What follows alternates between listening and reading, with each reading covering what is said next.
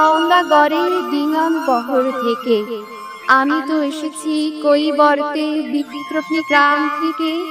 আমি তো এসেছি পাল যুগ নামে চিত্রকলার থেকে। এসেছি বাঙালি পাহাড়পুরে বৌদ্ধ বিহার থেকে। এসেছি বাঙালি জোর বাকলার মন্দির বেদি থেকে। এসেছি বাঙালি বরেন্দ্র সোনা মসজিদ থেকে।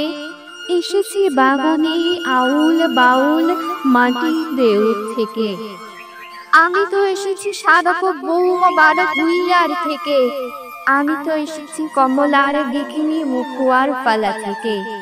আমি তো এসেছি তিদুমির আর হাজি শরীয়ত থেকে। আমি তো এসেছি গীতাকজনী ও অগ্নি বিনার থেকে। এসেছি বাঙালি ক্ষুদিরাম আর সূর্যশীলের থেকে।